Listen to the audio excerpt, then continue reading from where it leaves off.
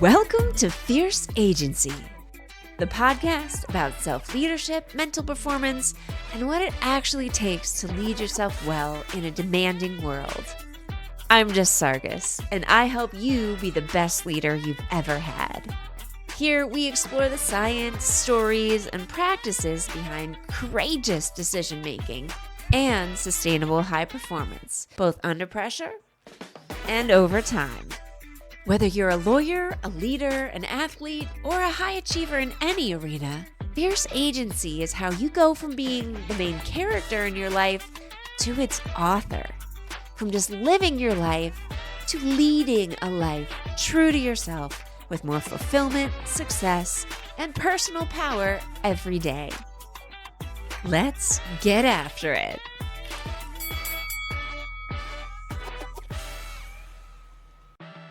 My guest today is someone whose work has been a huge influence on how I think about high performance at the professional level. So much so that he even inspired my business name. Dr. Jack Groppel is a pioneer in the science of human performance and one of the original voices behind the idea that success comes from much more than managing your time well. The most successful people in the world manage their energy well. In December of 1999, Jack and his co-author Jim Lair published The Corporate Athlete: How to Achieve Maximal Performance in Business and Life. When I picked it up in August of 2024, a light bulb went on in my brain. I'd found a simple two-word phrase in his title that summed up how I thought about the overlap between sport and professional high performance. The connection between his title and my business name, The Legal Athlete, is direct, not accidental. It's my homage to this light bulb moment, and thanks to Jack and Jim. Jack is also the co-founder of the Johnson & Johnson Human Performance Institute, a former professor at Northwestern's Kellogg School of Management, a world-class coach, researcher, and advisor to leaders across business, sports, and health. But what makes Jack really extraordinary isn't just his resume. It's the humanity behind the science. In the conversation you're about to hear, we talk about energy, purpose, oscillation, achievement, and what it really means to live and lead like an athlete for life. Jack is not just a giant in the field. He's a mentor, he's a friend, and a living example of what high performance with meaning actually looks like. I am honored to welcome him to the show. I am so excited for today's conversation with Dr. Jack Groppel. Jack has become a friend of mine, but before I knew him personally, I read his book, The Corporate Athlete. And the similarity to my business name, The Legal Athlete, is not coincidental. I was inspired by Jack's system of performance and understanding about the critical role that energy management plays in high performance. So it's been a big foundation of the way that I think about working with high performers, whether you're athletes, entrepreneurs, or lawyers. And it is my great pleasure to welcome Jack here today for a conversation about his theories, his thoughts, and his book that's coming out so soon. So welcome, Jack. Thank you so much, Jess. It's great to be with you. It's great to have you. Thanks. So one of the things that just struck me when I was reading The Corporate Athlete was your system of energy management and the different levels that just made so much sense to me, of the physical, the emotional, the mental, and then the spiritual, the purpose-driven level. And maybe you could talk with me a little bit, just 50,000 foot view about how you came to develop that system, and how you've applied it in your legendary career as world-class tennis pro coach and just someone who works with some of the top performers in business as well around the world. Thank you. Yeah, the corporate athlete, the premise is that there's a great athlete inside all of us, not necessarily the physical, because right away we think athlete, physical, I may not, but if there's a great athlete as a performer inside all of us. And the word performer, be careful with, because are you present? I mean, that takes a mentality to be present in a world that tries to keep you from being present. So, what happened was that I was with a world class tennis player doing a clinic in the early 80s. And he was in the twilight of his career, and someone asked him, "What are you going to do when you retire?" And he said, "I'm going to take everything I've learned in sport and I'm going to apply it to my business career and the rest of my life." And I just reflected on it, and it hit me just, my gosh, he's going to be a corporate athlete. And right away, when it hit me, I trademarked it immediately. Mhm. And then, I started understanding the idea, as a physiologist, the idea of capacity, the idea, my doctorate's in exercise physiologist, so the idea of capacity, the idea of recapturing energy physiologically. That's where I really started in that arena. And then, about 8 years later, in the early 90s, Dr. Jim Loehr and I were, we had the great opportunity to create what would become the Human Performance Institute. And Jim had written a lot on mental toughness for business and mentally tough for sport. He'd done a lot in the field of energy management. And we co-founded this business, and it kind of the rest is history. We moved to Orlando in 1995, and we bought 9 acres and built our institute. And then in 2008, we sold the business to Johnson and Johnson and became part of their health and wellness solutions portfolio. But the idea of recapturing energy and increasing capacity in 4 dimensions: physical, emotional, mental, and spiritual. And then the idea of oscillating. In other words, that the idea of oscillating is really quite fascinating if you think about it, because as a biological organism, a human being is a biological organism, energy is not infinite. Mhm. But yet, if you looked at our lifestyles, you would think that we think it's infinite because we just go, go, go, go, go, go, go. But what happens then is that we become like the rock skipping across the surface of the water. And it's just boom, ba boom, ba boom, ba boom, ba boom. And the rock doesn't go deep until it slows down and then penetrates into the water and goes deep. Same true with us. If we just keep going, it's very difficult to go deep. So the idea of physical, emotional, mental, and spiritual, that there's a performance pyramid. Change happens from the top. We're spiritual beings, and you train from the bottom up. So you train physically, and then so it's all about increasing your capacity in 4 dimensions, and then also learning to recapture energy in 4 dimensions.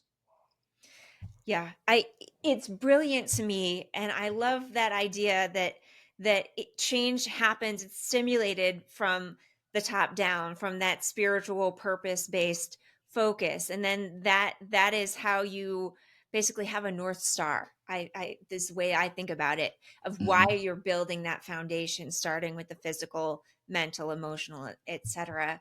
I The idea of not just building that house and then expecting, constant output, but understanding oscillation as the natural ebb and flow, the expenditure and recapture of energy, I think is something that a lot of high performers, particularly in the business world, fool themselves into thinking isn't real. Like there's everyone who's in the startup world thinks I can just go, that this is how you get things done. I'm such a high performer. I can go with 4 hours of sleep and I will never hit that wall. And it's just a physical impossibility. So how do you deal with that more in the corporate world of expanding on the idea of oscillation and energy recapture to people who are like, I don't have the time to recapture Right. my energy. So the most emphatic word picture that gets people to pause and pay attention is this: that if you look at an EKG from the heart, it looks like this. If Mhm. you look at an EKG or ECG from the brain, it looks like this. If you look at EMG, electromyography from the muscle, it looks like this. Mhm. None of those three look like this unless you're dead. They're not straight line unless you're dead. I mean, I've done this in front of audiences. What does it mean if an EKG or an EEG looks like this? You're dead. You don't have problems anymore. Um, so the idea that linearity, being linear, is 100% dysfunctional. Mhm. Now, so if you've got stress and you're up here and you're linear, there's no recovery, and you end up, we understand symptoms like your heart rate, your blood pressure could go up, you could feel stressed out, quote unquote, whatever that means. But the interesting thing is, let's say that let's say they've had surgery and they've got to be bedridden for a certain period of time. And so they're at the bottom now, and there's linear recovery. It has the same symptoms as linear stress. Mm. So linearity in any form is 100% dysfunctional. And then now let's bring some practical examples in.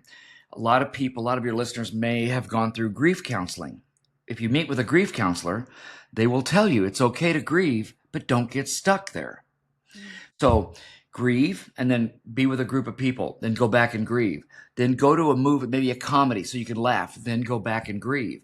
Get angry. Get angry that you've lost for whatever reason, and then go back and grieve. What are they teaching you? They're teaching you oscillation. See, so there's a lot of practical examples, whether you go from the physiology of the brain, the heart, and the muscle to the psychology of evidentiary work being done in grief counseling. There's a lot of examples of the idea of stress recovery, stress recovery, stress recovery, that stress in doses followed by recovery in doses is a very healthy way to live your life. Mhm.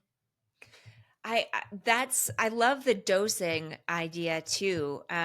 There's been a lot of good research. It's basically it talks about microdosing stress, right? Mm-hmm. As stress inoculation, some people call it, of ways to build resilience through determinate, limited in time episodes of stress. Mm-hmm. But you have to you can't continue, like you said, it can't continue linearly. Like, in order to have it help you, just like you can't strength train all day every day and expect your muscles to get stronger. Mm-hmm. You have to have a period of recovery in order for that stress to do its work, to be helpful, to build that resilience, rather than just constantly being in that stress state. And so they'll even stress inoculation with things like sauna use or cold plunges, or interval training, that it's periodized. You're not in the sauna 100%. 24/7, you're not in the ice bath 24/7. So I think I use those examples too, to try to demonstrate your concept of oscillation. That, and the fact is, like, I challenge people to exhale 100% for as long as they possibly can, and see see what happens. In the early 2000 teens, Dr. Janet Nikolovsky and I spearheaded some research, and we worked on microbursts of movement throughout a workday. And then in 2016, we published in a peer-reviewed journal, and I can send this to you, with a team. There were a team of us that were in this, and it was fascinating what we did. We had a control group that had no physical activity at all, and it was during a workday. Then we had one experimental group where they did, I think, 20 or 30 minutes. I can't remember the exact amount of time. As I say, I'll send you the article, on a treadmill to start the day. And then there was no physical activity. And then there were like 6 5-minute doses of walking on a treadmill throughout the day. And the dosing of the stress and followed by the recovery was phenomenal. I mean, more energy, appetite control, everything. That you would view as positive outcomes. So we actually published that. So and I'll send it. Maybe you could put it at a link in the Yeah, I will. in the article or in the podcast. But the idea that there's not just theory, but there's actual evidentiary proof that's been studied in peer-reviewed journals to show that this really does work, is pretty strong. Yeah, there was another study, and I can't quote it. I'll have to put it in the show notes as well. But there was a study, I think it showed that doing something like 10 air squats every hour or something, over the course of an 8-hour workday, controlled blood sugar I'm better Yeah, I'm sure. than a single workout, just like you were discussing. Yeah, Yeah, exactly. I have no doubt that's the case, yeah, yeah, just based on my experience with doing this and being involved in this. yeah. It's so that's See, I'm the fascinating. spokesperson, Jess, for the CEO pledge for physical activity. So what we're doing is getting CEOs to sign on to talk about the commitment to physical activity, because we know that it's more than just a nice to have. If Mhm. people are physically active throughout their workday, they'll actually be more productive and they'll be healthier and happier. So, if we've got any and that you don't have to be the CEO of a big company. You could be like you run your own business. I mean, Yep. just CEO of a small shop can join the CEO pledge for physical activity. I love it.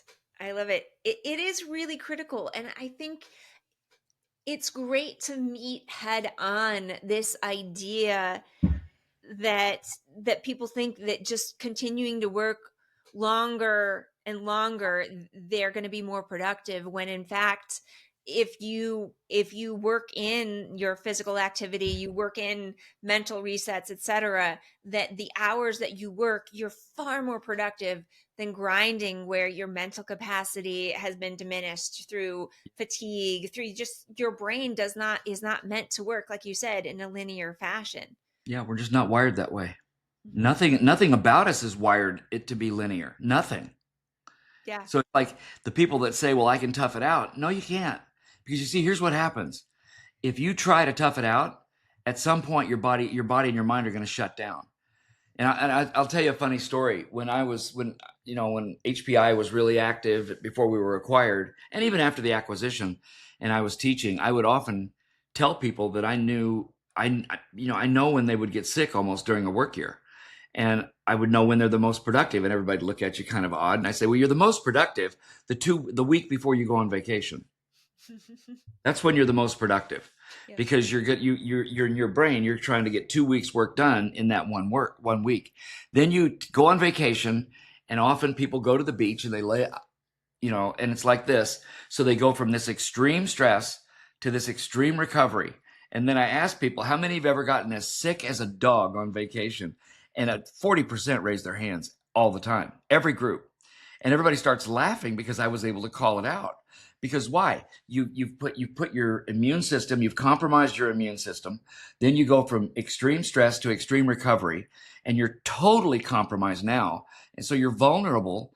Your immune system's not going to fight any bacteria or virus at all, even though we're exposed to this daily. And you can't fight it off.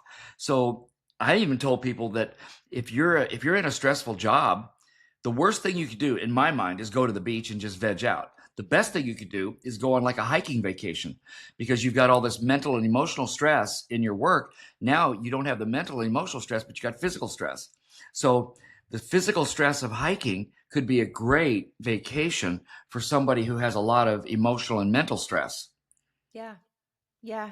I've also found, that's one of the things that when I'm coaching people, that I try to advise, for all the reasons, regular physical activity, but even taking the 5-minute walk break, because I believe that when we're stressed, when our mental processes are stressing us out, that our body doesn't know what to do with that.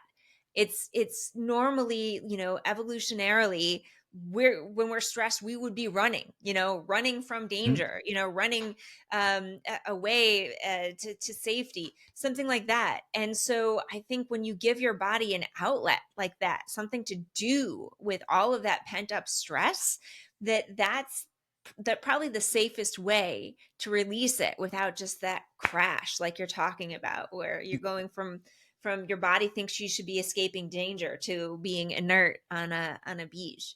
Yeah, I wrote a white paper a few years ago with Dr. Ben Wiegand, and it was called The Biology of Business Performance. Hmm. And it was about the fact that we are biological organisms. And if you're going to perform, you have to biologically get it right in your life. So it deals with all four dimensions and how you can biologically get everything aligned with who you are. Yeah. Yeah. I love how much science is stacked up behind Yeah, this truism that you, if you want to perform at your best, like, leave aside the inherent value of feeling good while you're living your life, right. but if you want to perform at your best, you really have to take care of your biology so that your systems can all work together the way that they're meant to, at their biggest capacity. That's right. That's exactly right. Yeah. I one of the things that I'm excited to talk about also with you is this concept, and I know you're familiar with it as an athlete and as a coach, but when we talk about success as we think it on a linear path, like, you know, I'm a great tennis player, I'll win a regional tournament, I'll win a state one, a national, you know, Hmm. and then you work with someone who goes to the Olympics, they win a gold medal at the Olympics, and right after, a lot of athletes feel this kind of hangover, like they've achieved this goal that probably their whole Hmm. life they've been working towards, this linear goal. And at that point, you know, when they've achieved that goal, maybe they don't yet have another goal. There's a hangover, like, what do I do, where does my line draw now, rather than expecting this, it's part of the oscillation of the life of an athlete. So I was wondering if maybe you could talk a little bit about, you know, what goes on when we define success or fulfillment as when I reach this big goal, but then we reach it and it doesn't feel the way that we might expect it to. Like our entire life hasn't been solved by achieving that gold medal. Yeah, it's really. I mean, how much time do we have, Jess? I I mean, know. honestly, you can get into dissertation kinds of stuff with Yeah. this because you're dealing with the human psyche, Yeah. and I mean, there was, for example, I think it's called the Goldman effect. We'd have to look that up. I think that's what it's called, and that was done back in the '80s, where they asked Olympic athletes the following questions, and I hope I don't butcher this. I think I'm gonna be pretty close. That if you could take a drug to win a gold medal, but you knew it would cut your life short, what would you do? And I mean, it was ridiculous how many people said, "I'll take the drug to win the gold medal." Mm-hmm. And I'm okay with my life getting cut short. And it was like, really? Um, and I don't think that's the case anymore. I think we've become more purpose driven. I think, we had such an identity around winning at all costs. Not at all costs, but just the importance of winning. And I struggled with it. I mean, that's why I wrote my book, because I had achievement addiction. I had it. I mean, that's a long story with because my father sort of, I was trying to impress him. I was trying to get approval from my dad. So Yeah. it was the next big thing, the next award, the next achievement, the next one. And I think it's going to resonate with a lot of people. The idea that, yeah, you achieve that goal, whatever it is, and okay, then it becomes a what's nextism. Um, and I worked with an Olympic athlete, an Olympic gymnast, and her story is in the book. Um, and long story short, she ended up creating a business around psychological training for gymnastics and cheerleading. Hugely successful career, but she had a big struggle, and she medaled, by the way. And this, as I say, this is all in the book, and she's in the book and everything. So um, she achieved a medal in Olympic gymnastics, and then realized there was a lot going on that she wasn't aware of, and she made the choice to become a world class coach, and she is. Now she flies all over the world doing gymnastics clinics. Yeah. It's a redefinition of success, right? That's exactly what I think. That's what should happen. Yeah. I think, you know, the story. I climbed Mount Kilimanjaro with my Mhm. son, and we got to the top. I'll never forget the feeling, because if you'd have said to me, "How are you going to feel when you get to the top?" I would have used words like euphoric, on top of the world, literally. Mhm. Uh, but when you're there and you've busted your rear end and it's been so stressful, and you've got your 12-year-old son with you and he made it against all odds, you just feel okay. Yeah. Okay, this is good. It wasn't jumping up and down. It wasn't.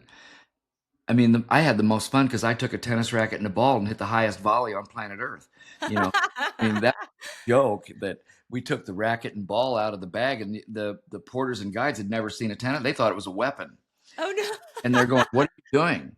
And then I said, "Toss me." And see, they play soccer. They didn't know how to toss me the ball. All I wanted somebody to underhand toss me a ball Yeah. so that I could hit a volley in front of the sign. And Yeah. nobody could toss a ball. And I'm gassed because you're at such extreme elevation, you can't get your breath.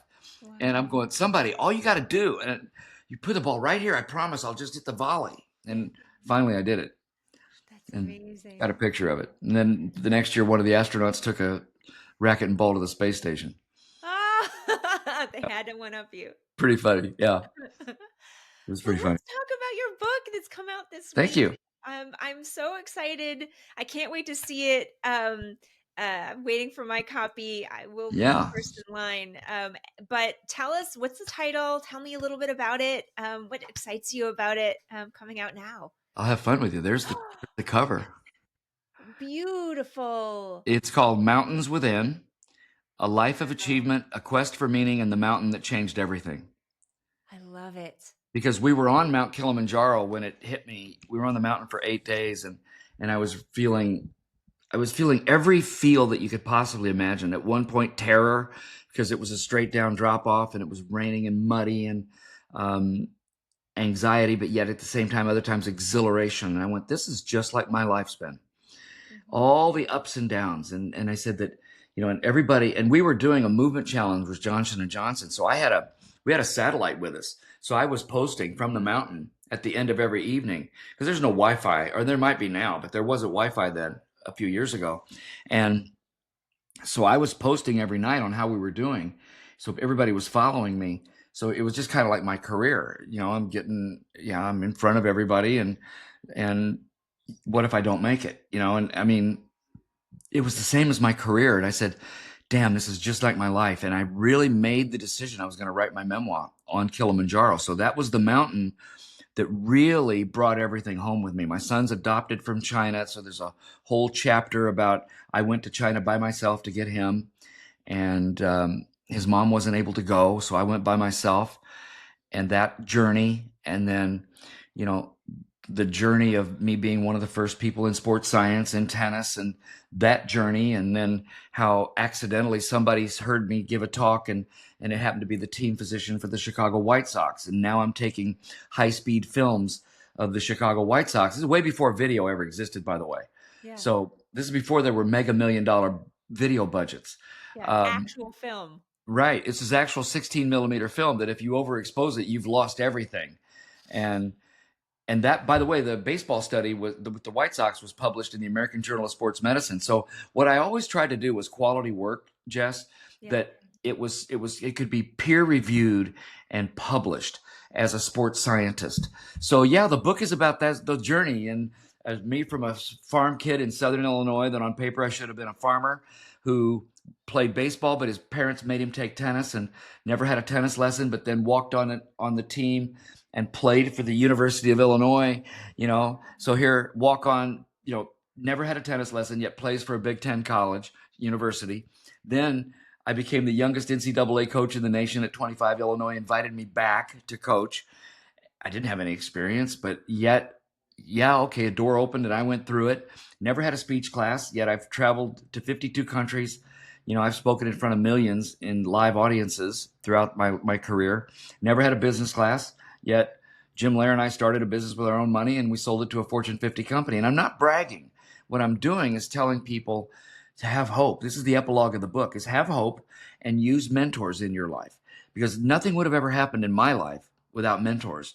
And now I mentor a lot of people, younger, and so that's the epilogue of the book. So the book is about my journey and with the problems with my dad, yes, the parental wound, and then succeeding against barrier, just doors open, I go through them, and then adopting my son, getting recommitted to my faith, and then there's a story in the book in the mid 90s where I was hospitalized and no one came to visit me. And I said, this has got to change. And then the book ends that I was hospitalized about a year and a half ago here where I live now, and I'm okay now.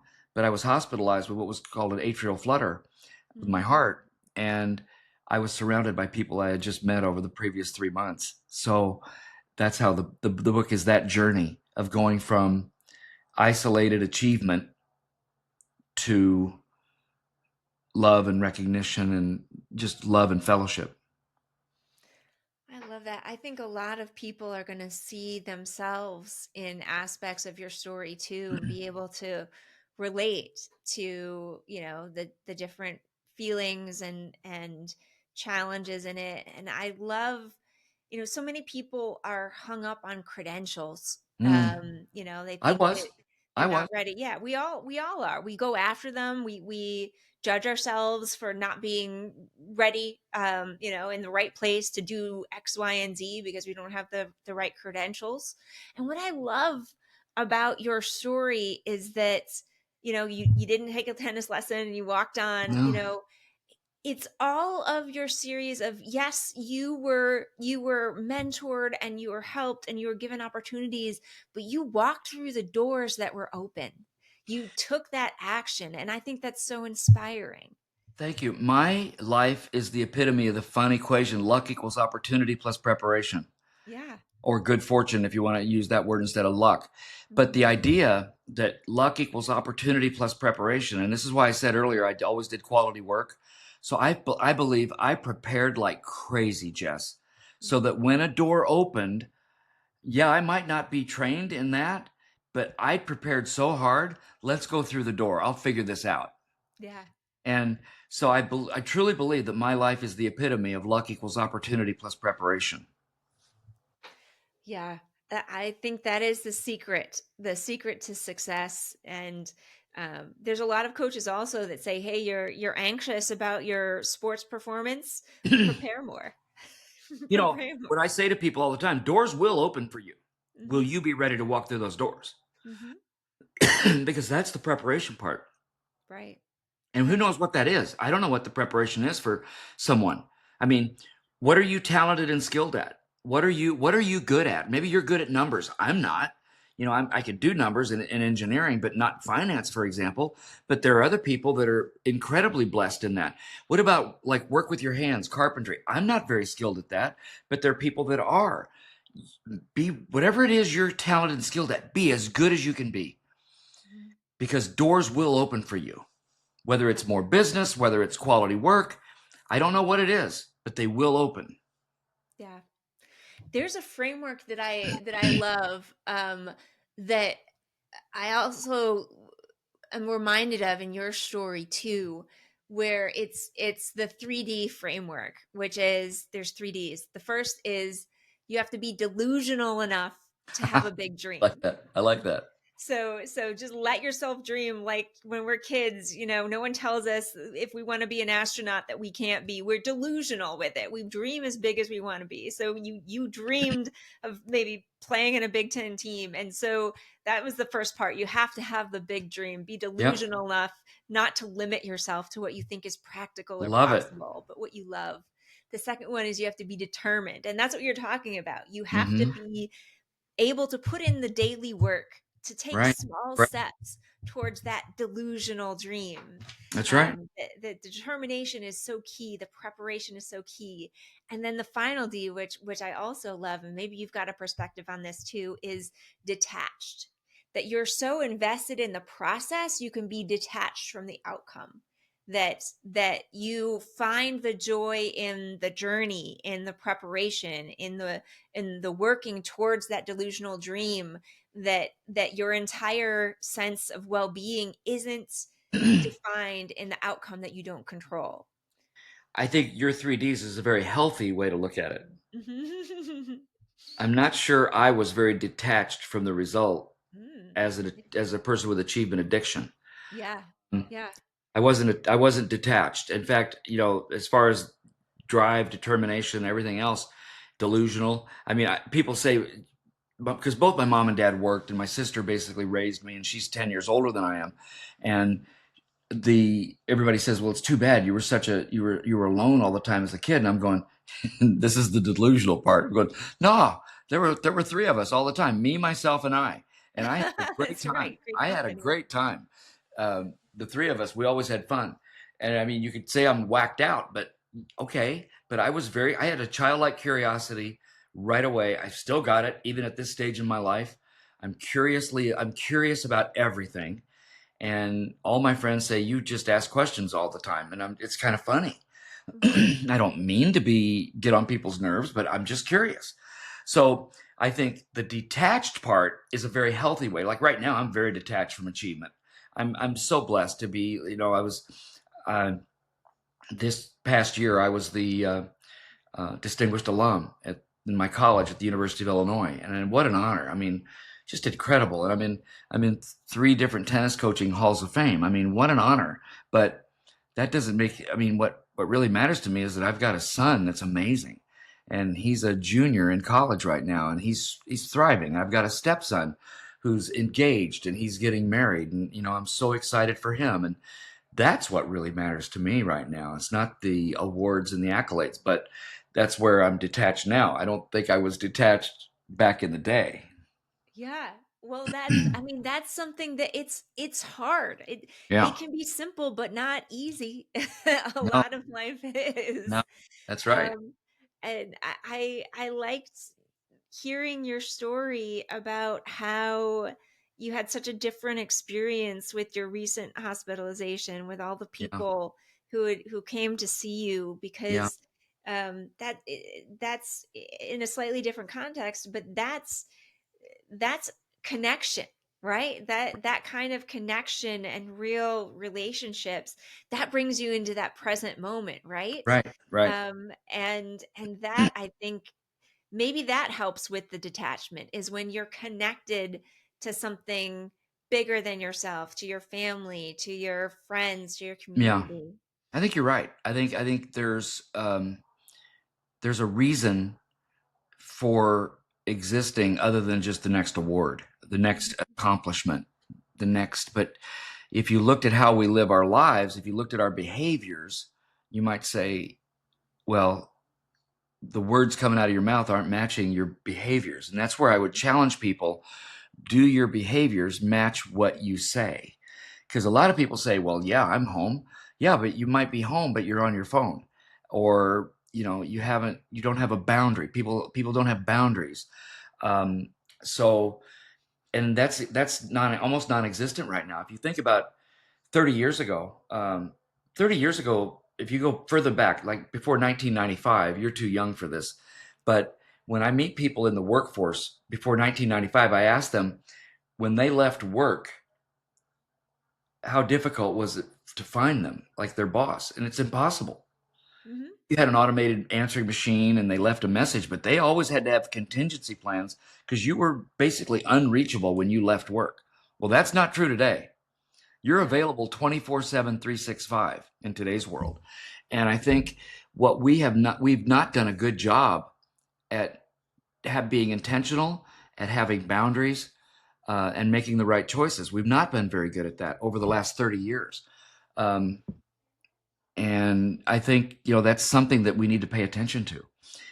We have to be very intentional right now, because it's real easy to become victims to this thing Yeah. and just fall a bit. I mean, because it's stimulating, and we have to be real careful with Yeah, I agree. I think that is like the challenge of the modern era, is being present when it is so easy to be elsewhere, to be in your phone, to be in your computer, to be constantly stimulated by a lot of different draws on your attention, when you're most successful, you're most engaged in flow, we'll say. We are most building the strongest connections with yourself and with others when you're here, when you're present, you're being human.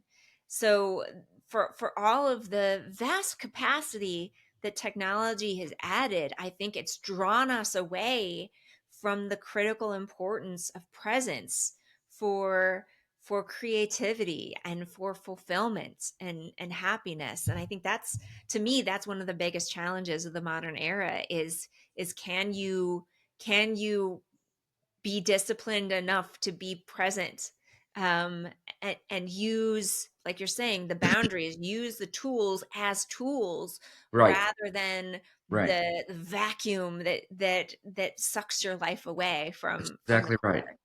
Spot on. Spot on. Yeah. Yeah. It is a challenge for all of us. And I think also, um, a personal challenge of mine also is, walking the talk, right? You can say all of these things, but like, what are your actions telling you? What are your Like, are behaviors? you Yeah. sitting on the phone next Right. to your significant other, or are you One engaging? Are you being 100%. curious? Yeah. What are your, I mean, and that's where, as difficult as this might be, it's always good to have a check-in inventory with the people that really matter to you. Hmm. And it might be friends. If you're single, it's just friends. But ask them, say, would you do an inventory of how I am behaviorally to you? Like, I care about you as a friend. Do my behaviors match that? And just do a check in. Very often, we won't do that in marriages or spouses because that's a little fearful. Um, and I'm No, speaking of course guilty not. as charged, by the way, guilty as Yeah. charged. So Yeah. the idea that doing an inventory is a healthy thing to do. Be accountable to what your behaviors are, and understand that maybe what you think is happening isn't being perceived. Yeah. I think that's true. And maybe it's somewhat ingrained when you have an athletic background that feedback, that coaching is data. Right, It's not destiny. right. And I think a lot of people are afraid of getting that feedback because it means something permanent about themselves rather Hmm. than information that they can use to modify and Yeah, make I the agree. changes. Agree 100% that feedback is a gift. Hmm. That's not my phrase. That's been around for years. Yeah. But feedback really is a gift. If and it's pretty interesting. I've heard people say this, and when I first heard it, I went, but I actually kind of like it. Even if somebody that you don't like gives you feedback, and you might just blow it off like, yeah, of course you feel that way about me, kind of a thing. But just ask yourself this: what part of what I just heard might be true? Hmm. Because even if they don't like you and you don't like them, what part of what I just heard might be true? I've actually done that with myself, and I found it very helpful Yeah. over the years. Yeah. I think it comes down to not only understanding that feedback can be helpful, but I'll loop it back to your curiosity. Hmm. I think that in order to be curious, that there has to be a sense of love, a sense of compassion there. And that forcing ourselves to be curious when we're sensing resistance, when we're sensing I don't like that person, I don't like what they're saying. Um, but when we force ourselves to be curious, to welcome feedback even from a source or in a way or substance that we don't like, I think it relaxes something in us to be able to discern, okay, that's unfair or that's not true, but what about it is true? What about is interesting? Or even sometimes our resistance to something tells something, like a person that we don't like. Why don't we like them? Are they reminding us of something in ourselves we don't like? You know, Is that the mirror that I can take something from? yeah, you're reminding me of a very funny story that's in my book. Tell And me. it's my son. When I adopted him, I told you I went by myself. So I'm in the civil affairs office in Guangzhou, China. And he was the last child to be brought out. And all the infants are crying. And my son was a toddler. He was 1 month shy of 4 years old. So there was a sheet across the doorway, and they said, your son's going to come out right now. So in my brain, I'm going, all right, I'm going to get down on his level. He's a little guy. He's 4 years old. I'm going to get down his level. I'll open my arms and I'll smile. And so I did that. I got down, I'm low and I'm smiling and I've got my arms open, and bless his heart, he's just screaming. He's so afraid. He's screaming in Mandarin that he's being kidnapped. Oh. Uh, so we tried to calm him down, It took a long, long time, and that's another story. But I'm going to do this feedback kind of thing right here. Yeah. So about 2 years later, we're at the dinner table, and he's picking up English now. And I have no idea how the conversation got to this point, but I said, buddy, now, so he's around 6. Buddy, do you remember the day we met? And he didn't miss a beat. He goes, yeah, Daddy, you scared me. And I went, what? What do you mean I scared you? I said, I know I was nervous. You were nervous. What are you talking about? He gets out of his chair, Jess, and he gets in front. He says, well, this is what I saw when I came out. He crouches down and he goes, like this. I scared the living crap out of my son. I scared the living crap out of him. And all I'm trying to do in my brain, I'm trying to be loving and open and receiving him. But in his little brain, he saw this old white man, this clown, that's going to attack him. And I'm just going, oh my gosh, are you kidding me? And that was when I realized that Dr. Jack might want to tone it down a little bit. And Jack doesn't have to be as like effervescent, if you will. Yeah. Yeah. That's a true story. Putting out was not getting picked up. That's a true story. Oh, wow.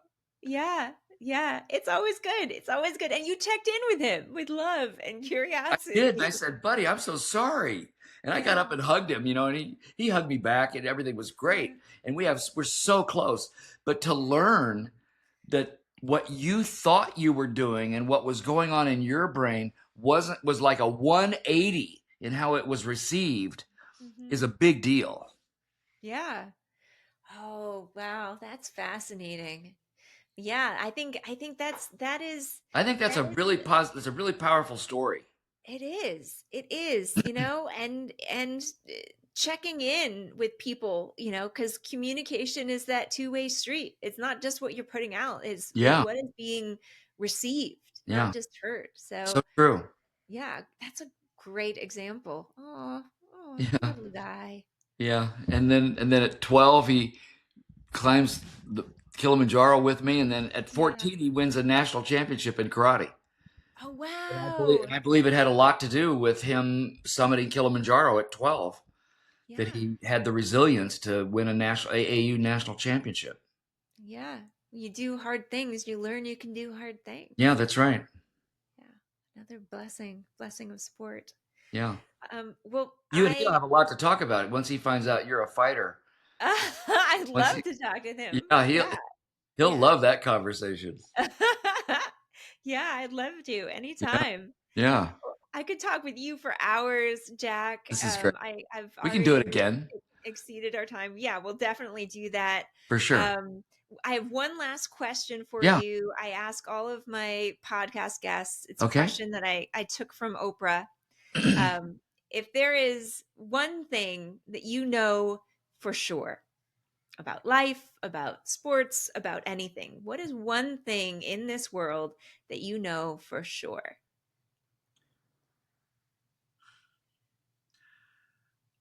Agape love, that kind of love, not romantic love, agape love, unconditional love will solve most problems that we ever face. Oh, that's beautiful. I believe it. I believe it. Agape love, unconditional love, openness, acceptance. Yes. I believe that very much. That's beautiful. Thank you. That's beautiful. Well, thank you so much. Thank you for that question. I wasn't prepared for that, but thank you. I know. Hey, it's a tough one. It throws a lot of people for a loop. I get very interesting answers. I asked all the fighters on my Jess Gets Around video series that question too. That's cool. Their answers are good for you. Yeah, but I loved your answer, Jack. Thank you. I loved our conversation. I always do. I am so excited to read The Mountain Within. Congratulations on your book coming out. And thank you for being such a great friend and inspiration to me and being on the podcast today. And thank you as well. It's been a pleasure. Look forward to doing it again. Thank you for joining me for a dose of fierce agency, a Legal Athlete podcast. If you like this episode, please follow, subscribe, and share it with someone who needs the reminder that they hold the power to live a life that's true to themselves and to be the difference they want to see in their life and in the world. I'm Jess Sargus, and I'll see you next time. Until then, be kind to yourself and others, and be the best leader you've ever had today.